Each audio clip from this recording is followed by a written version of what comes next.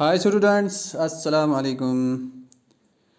मैं Bilal Haider, teacher BMS दिलदार, जून टंगडार, आपकी खिदमत में ऑफ़लाइन वीडियो लेकर एक बार फिर से हाज़िर हूँ।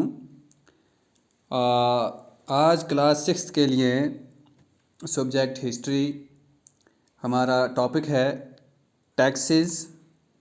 स्टूडेंट्स, पिछली वीडियो में हमने पढ़ा था जानपदा एंड महाजनपदास।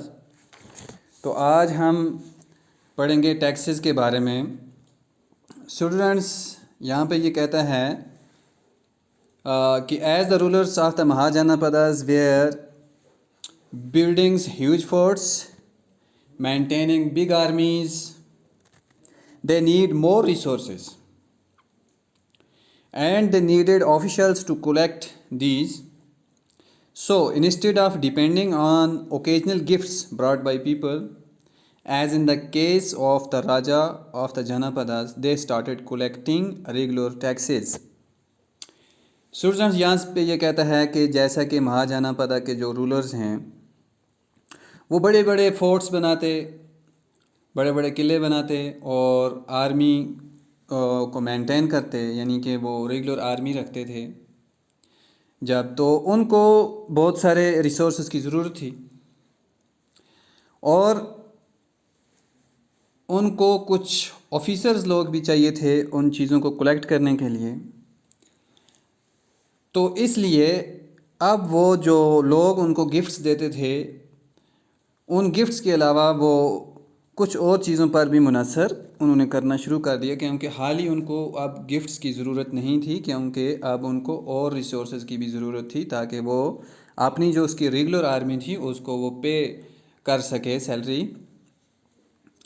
तो उन्होंने क्या करना शुरू किया, they started collecting regular taxes. उन्होंने रेगुलर टैक्स लेना शुरू कर दिया। कौन कौन से टैक्स किस किस पर उन्होंने लिए वो नीचे लिखता है। Taxes on crops were the most important. This was because most people were farmers. Usually the tax was fixed at 1/6 of what was produced. This was known as भागा और ए शेयर। ये कहता है कि जो फसलें होती थी ना, क्रॉप्स मीन्स फसलें, उन पर ये टैक्स लेते थे। वो टैक्स जो था फसलों पर वो बहुत ज़्यादा अहमियत का हामिल था, बहुत ज़्यादा ज़रूरी था।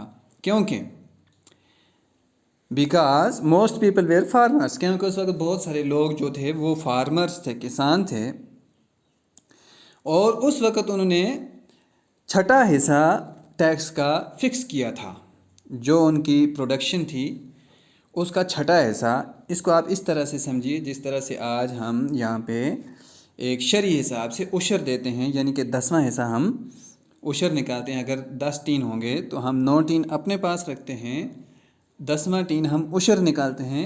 तो इसी तरीके से उस वक़्त अगर 6 टीन होते थे तो 5 वो खुद रखता था किसान और 6वां टीन बादशाह को देता था। इस टैक्स को जो वो लेते थे क्रॉप्स पर, उसको भागा कहते थे या शेयर कहते थे। और दूसरा किस्म का टैक्स क्या होता था students, there were taxes on crafts persons as well.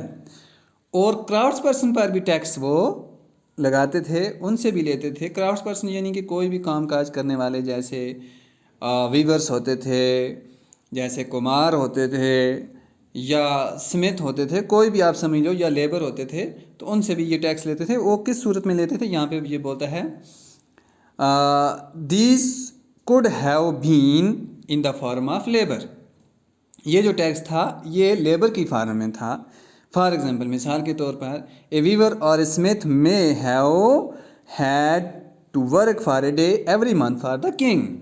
जो वीवर होता था जिलाया, या स्मिथ जो होता था, वो क्या करता था, महीने में एक दिन बादशाह के लिए देता था बगैर पेमेंट के, यानी कि मुफ्त मनले उसको ये अपनी एक दिहाड़ी देता था उस वक्त। Herders were also expected to pay taxes in the form of animals and animals produce. और जो हर्डर्स होते थे, जो मवेशी पालते थे लोग, जो माल रखते थे, उनसे कौन सा टैक्स लिया जाता था? उनसे जानवर लेते थे या उनका प्रोड्यूस, यानी कि उनसे जो निकलता था। जैसे हम गाय पालते हैं तो गाय से हम दूध निकालते हैं, फिर दूध का हम दही बनाते हैं, दही से हम फिर क्या कहते हैं, मक्खन बनाते हैं, घी बनाते हैं।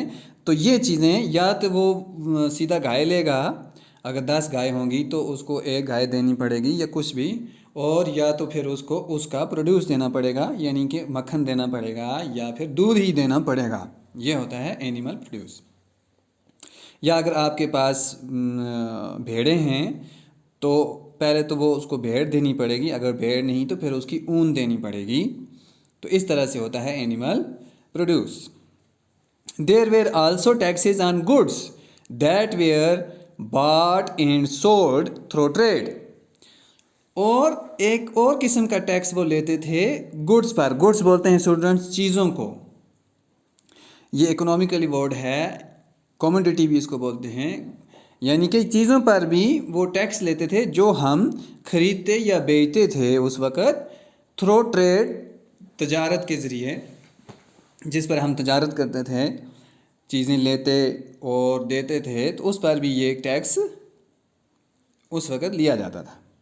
And hunters and gatherers also had to provide forest produce to the raja. और हंटर गैदरर जो होते थे, यानी शिकारी लोग जो जंगलों में घूमकर अपने लिए कुछ शिकार लाते थे, अपने अहल व अयाल के लिए, उनको पालने के लिए कुछ न कुछ वहाँ से वो लाते थे, उसका भी उनको टैक्स देना पड़ता था। वो बादशाह को कोई ना कोई चीज़ वहाँ से जंगल से लाकर देते थे, या कोई जड़ी बूटियाँ अगर कोई लेता था, जैसे गुच्छी होती है आज हमारे इस वक्त में, लोग जंगलों में जाकर गुच्छियाँ लाते हैं, तो ये चीज़ें भी उस वक़्त बादशाह लेता था। या हम ज़्यादा से ज़्यादा आजकल जो शिकार करते हैं वो कोई कौंक होता है या कुछ भी बोलते हैं उसको, परिंदे होते हैं ये, तो इसका टैक्स भी उस वक़्त लिया जाता था हर्डर से, हंटर गैदरर से, यानी ये शिकारियों से।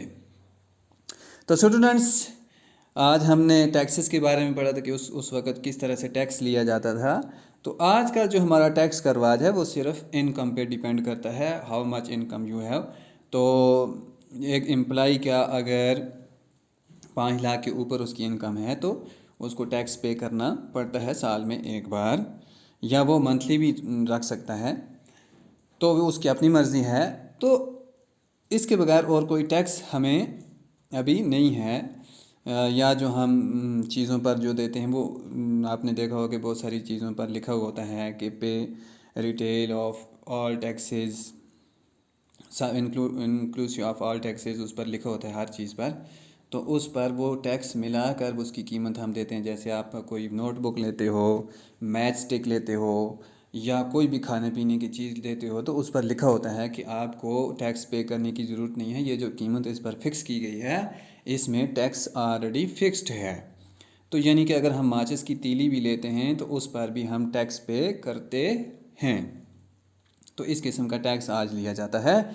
तो ये जो चीज़ें जो उस वक्त ली जाती थी वो आज नहीं ली जाती हैं, जैसे भेड़ बकरियां या उनका प्रोड्यूस आज हम ये नहीं पे करते हैं, हम सीधा क्या करते हैं, पैसा पे करते हैं। तो स्टूडेंट्स, आज का हमारा टॉपिक था टैक्सेस के बारे में। उम्मीद है आपको अच्छी तरह से समझ आ जाएगी। आप इसको अच्छी तरह से वीडियो देखें। आइंदा फिर से हम नई वीडियो बनाएंगे इसके आगे जो हमारा टॉपिक है उस पर। तो इसको अभी हम 1-2 दिन में ख़त्म करेंगे, तो उसके बाद हम क्वेश्चन भी करेंगे। तो स्टूडेंट्स, आज के लिए इतना ही काफ़ी है।